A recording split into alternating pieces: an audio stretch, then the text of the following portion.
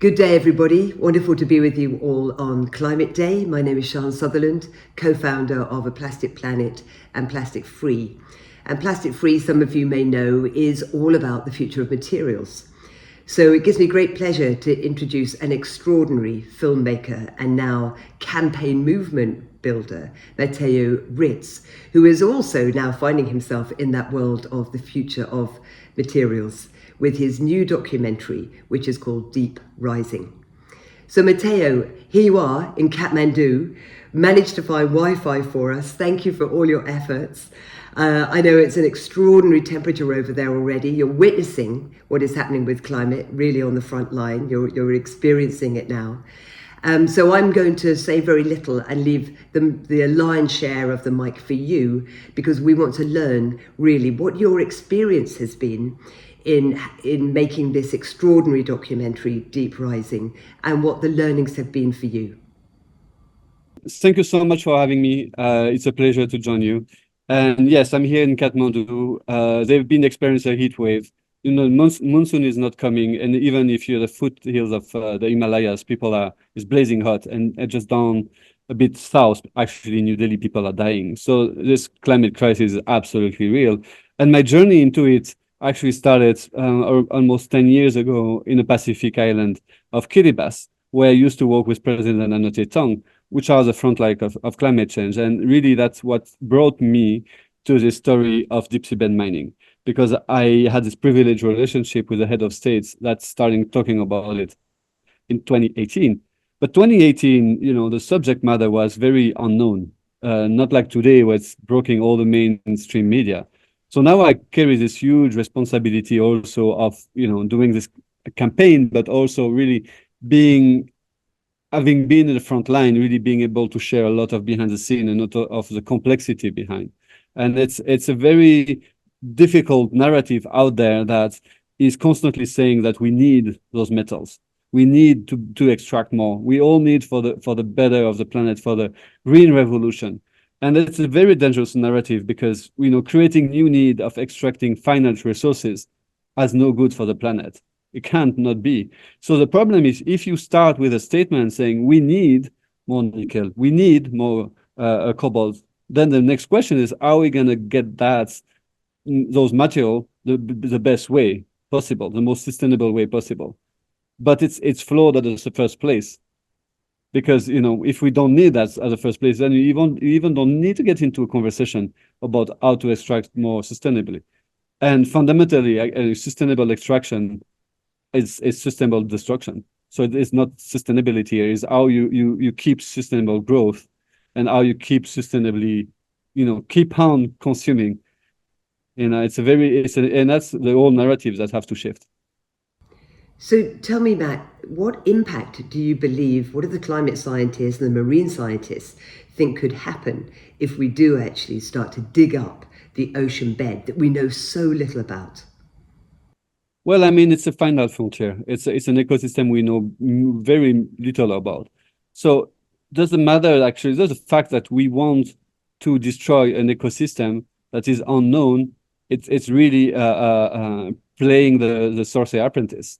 You know, it's getting to, you know, playing with ecosystem without really knowing any of the consequences. But what we know is that we already been doing this, and the consequences are absolutely, you know, catastrophic on a climate meltdown.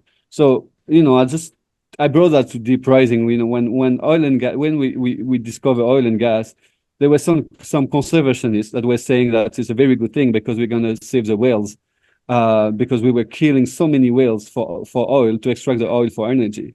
And they saw a very, very sustainable way of actually growing as a civilization for our energy needs. And obviously, today we know what oil and gas is. So my old question, do we need to wait 50 years to discover what we actually did with the seafloor? And I think because there's other possibilities of producing energy without extracting those metals, I think that's what should be prioritized. Definitely. And I know that timing is everything. And July, here we are, it's the 21st of June, July coming up fast. And July is a pivotal month for deep sea mining. So can you tell us a little bit about why? There's an election going on at the International Seabed Authority, and the International Seabed Authority has this dual mandate of protecting and basically is managing the seafloor, but with a dual mandate of protecting and extracting, which we cannot do both at the same time. So the Secretary General will be elected at the ISA, would really define, on what direction I think the negotiation with the delegates will go. If it's more throughout a moratorium, a precautionary approach, or to really rush a mining code so the industry can start. Who is going to benefit, Matt, from the extraction of these deep sea minerals and these precious metals? Is it going to be the people who live on the Pacific Islands, who are close to where we think these resources can be harvested? Well, we need to be. I mean, only states can apply for a license. No corporation can. But the thing is, some island state or some state basically partner with foreign corporation. It's still a lot of debates right now while they're drafting the mining code of how the benefit shall be shared. What is very interesting of the seafloor, because it's international sea, there's a law of the sea that is very clearly stated that all the benefit shall be divided for humanity as a whole, and no corporation, no country shall benefit from it directly. So it's an ongoing conversation of how we're gonna share if deep sea bed mining goes ahead, how the benefit will be shared on for every citizen, means also landlocked country. How Burkina Faso and Bolivia will also share the benefits of a common heritage. And I think that's what might be the problem also, is there might be not enough economical benefits to be shared compared to the to the ecosystem services that those nodes give to the planet as a whole and life on Earth. So it's also really much about how you define benefits. Exactly. And one of the things that I learned for the film was this whole principle of we need them in order to electrify mobility globally. And then I learned from you that actually in China, we're already shifting from using these precious metals to make batteries. Yeah, it goes so fast. So, when I started in 2018, there was few battery technology that might be replacing, the current, main technology that's heavily built on nickel and cobalt and manganese. But technology have been moving so fast, and especially pushed by China with lithium iron phosphate batteries that are free of cobalt and nickel. And it's very interesting because it's scaling up so fast that it's going to replace all nickel and cobalt battery anytime soon. I mean, it just feel already that using those critical metals is already like a tech from the past. And it's important also to define what solution can be scalable, because through my 7 years of doing this work, I've been looking a lot of different solution, but a lot of it is just like you hear about this incredible tech from the MIT that can save the world, but how can this tech from the MIT that can save the world be scalable to the mass adoption? Because that's what we're talking about. Otherwise, it's not going to change anything fast enough. And you hear a lot about green hydrogen. Do you think that's still going to be a big part of our future for energy? Absolutely. I think green hydrogen is part of the mix. I'm not so convinced right now of the hydrogen car. I wasn't for some time, but now I think new battery technology is better for cars. But green hydrogen shall be used for all the heavy industry, and also cargo shipping, buses, all like the biggest engine, and creating all those things that produce so much CO2. And that's also one of the biggest things. The industry try to convince the consumer, we all are, that we're doing this massive amount of CO2 production. But in the matter of fact, concrete and steel and iron and all this heavy industry, they're the one who produce most of the CO2, not us driving a car. So for us actually changing to an EV we'll make a difference. But to produce, a stainless steel using green hydrogen, for instance, is way more, we're gonna change, the emission to a way higher scale.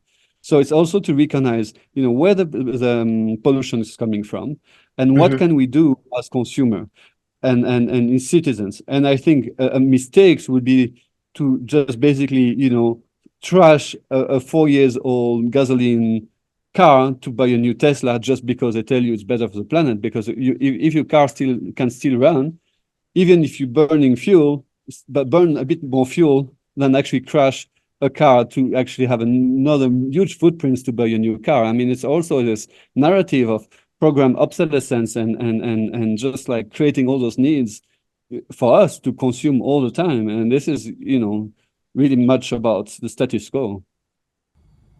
Matt, how can anybody support your work for Deep Rising? Well, we are about to launch a global campaign. It will be on deeprising.com. So anyone can, subscribe right now, and we're going to share it as soon as it's launched. We're aiming to launch by the end of the year. Wonderful. And I urge anybody to go to deeprising.com and learn more about this very important issue. This has taken 7 years for you to make this important documentary. And I mean, lucky for the world and for humanity that you have brought it out just at the time that these radical decisions on us, perhaps it is the second worst decision that humanity has ever made. First we didn't adopt renewables, we didn't look at the sun and the wind and all of the other things. We decided to dig up the fossil fuels, and now we are making that fundamental decision of damaging this enormous carbon sink of the ocean floor. So it's incredible that the timing is so prescient for all of us that your documentary is coming out. Yeah, and it's a very interesting also because deep seabed mining haven't started yet. So, all the decisions we make today will define the future of extracting those critical metals. And it's not and the narrative is not just on deep seabed mining, is what we're hearing right now, a new narrative emerging. Critical metals is a new oil. So we need it, as much as the same industry convinced us that we needed oil. And of course, oil had transformed our civilization in a very deep way. But no one of us really asked for plastic, and then plastic come and we use it. And now is exactly the same, that they're building this massive amount of needs for critical metals, building AI, building all those new GPU and chips and everything. I mean, when you think about it, NVIDIA just passed a $3 trillion market cap. How come? I mean, we are in the middle of crisis. The planet's collapsing, middle of two wars, manufacturing massive amount of weapon, and then yet, it's just a narrative. It's just a narrative out there, and we all believe we need this, but it's been pushed to us.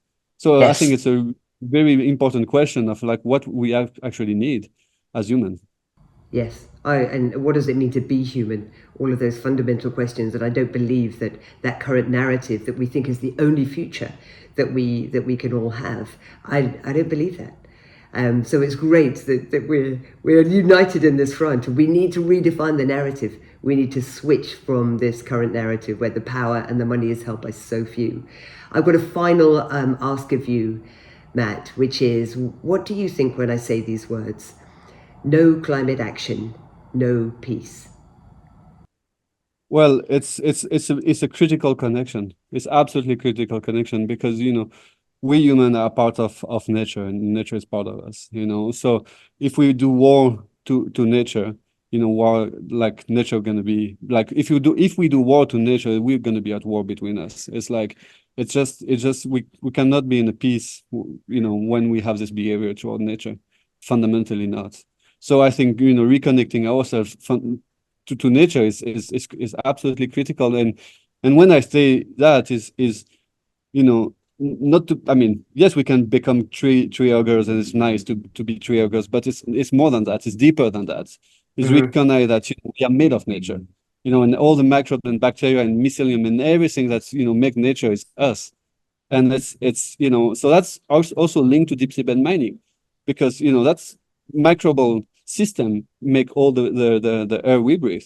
At the end of the day, the ocean make all the air we breathe. So it's like we cannot, disconnect from this. Thank you so much, Matt. Good luck with everything you're doing with Deep Rising, and all power to you. Thank you so much. Thanks for having Thank me. you. Okay, bye-bye. Thank you.